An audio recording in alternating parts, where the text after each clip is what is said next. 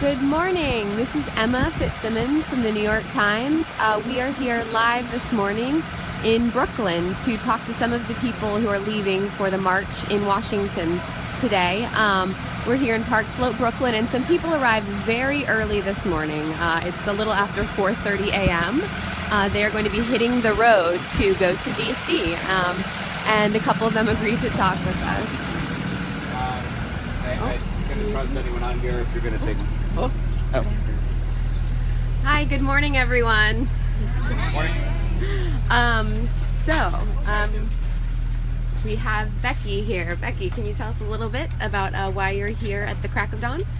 Sure. I'm here because I want our president to know that he's accountable to this country, and as a mom of two young daughters, a sister who has Down syndrome, somebody who cares about the environment and gun violence, I really want to see us have an accountable president.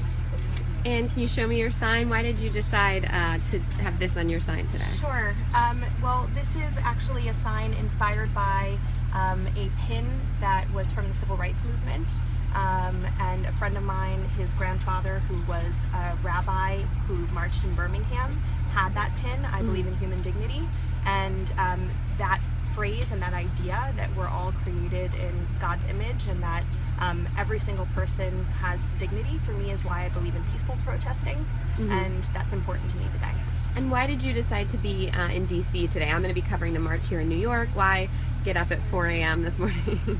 I think that it's my responsibility as a citizen, and I can't leave it to someone else to be there. I think we all have to show up. And there's been a lot of talk about intersectionality with this march. Is it important to you that there is diversity today and that a vast array of issues are brought up? Very important to me, and it was one of the things that made me only a few weeks ago decide to join the march, because I wasn't sure if I could stand with the platform, but in the end I felt it's important to show up and to be part of just raising our voices. And are you guys coming back this evening, or are you staying here? We are. 4 o'clock our bus departs from DC back to New York, so we'll be home late tonight, and it'll be good to be there. So it's going to be a long day, but you seem excited. I do. I seem excited. Yeah, I am excited, and I think this is an important moment.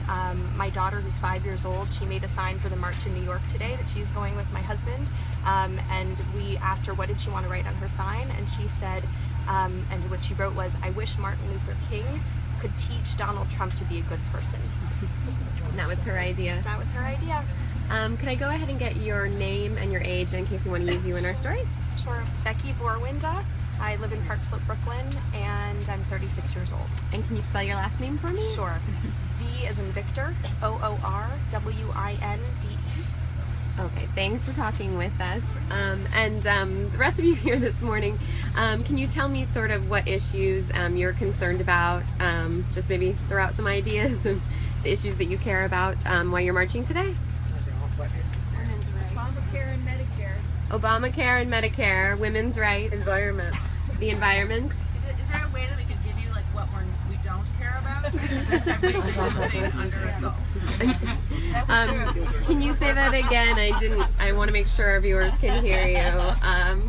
Why you're not marching today, or why? No, you said can you give us a list of the things you care about? And I think every single thing I value in my life that makes my life worth having and joyful and awesome is under attack. And so I can think of more things I'm marching for. We could stand here all day. I would just be like, and I'm worried about this, and I'm worried about this, and I'm worried about this. What are you most concerned about? I mean, I know a lot of people were watching the inauguration yesterday, and I'm worried about this systemic dismantling of every single social support system for people who have less means than me, frankly. But also, I'm really concerned about the change of tone and the dramatic level of nastiness that has suddenly engulfed our nation, and then probably third, we are a nation of immigrants, and it's one of the things I'm proudest of as an American, and I am horrified at the way immigrants are being treated by this administration, and I think it's a travesty, and I think it's deeply anti-patriotic. And do you have a sign today, or is it tucked we away? We do. They're tucked away. But you should see these signs that she built. They're so cool. There's like, show her the picture. What does yours say, or do you remember what your catchphrase is? Yeah, there are 12 signs, and they have pictures of women that we all know or are working in our favor. From Michelle Obama, Eleanor Roosevelt, Angela Davis, Grace Lee Boggs. and they each have a quality on them. Like, let's see, what do they say? Protection, compassion, bravery, truth, sacrifice, wisdom, perseverance, strength, vision, dignity. Okay. And can I get your name in case you wanted to use a quote from me? Sure. My name is Esther Robinson. And what else do you need? Oh, your age and where you live generally, and I'm 47 and I live in Gowanus, Brooklyn. what do you generally do for a living? I work in the arts. In the arts. Okay. Thank you for talking with me. I noticed some younger women here in the back. Can I ask? Julian is here with his son. Can I ask, why are you all here today? So many reasons. There's so much change going on, and there's, we've gotten to a place in society where, over time we fought for so much, and even though there's always been so much more to work for, this is like we're at a crux, we're at a turning point, and it could go in a lot of directions. And I think, we have to, from the very first moment, we have to show that we're gonna oppose any measures to get rid of our rights, and we have to, you have to just fight from the very beginning. We have to build a culture of resistance. Yeah, this is our future. We have a male ally here. Some people think it's just women today. But are you all high school students or college? Or Yeah, high school. Another thing is we all go to public school, and that's something that Good point, man. we're worried about education, because that's something that becomes dumb. The last 2 years of our high school experiences are going to be under Trump, and the first 2 years of my college experience are going to be under Trump. I think that's a scary prospect for me. But at least I can be confident knowing my first presidential vote will be to vote Donald Trump out of office.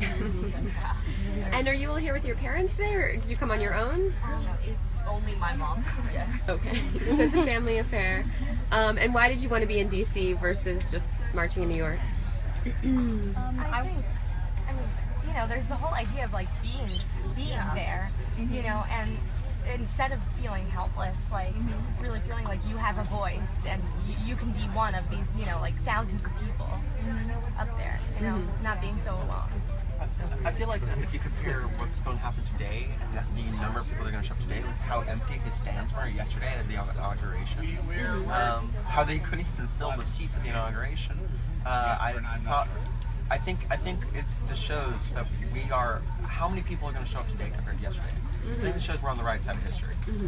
Okay. Thanks everyone for talking with me. Have fun today. And can I add one more thing to Yes, sure. lots of people coming? Sure. I think a lot of us are marching also on behalf of other members of our family who can't march. And so my mom is 92, and I'm marching on her behalf today. Okay. Thank you. I appreciate it. Thanks so much. Have a great day.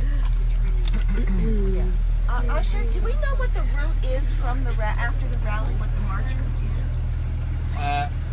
I believe it goes. I know it's supposed to end at the White House, but I don't know if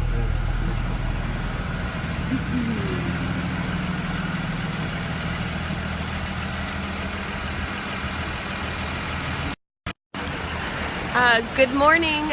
If you're just joining us, this is Emma Fitzsimmons from the New York Times. I'm here live this morning in Park Slope, Brooklyn, where a bunch of women and a few men are here to board buses to go down to DC.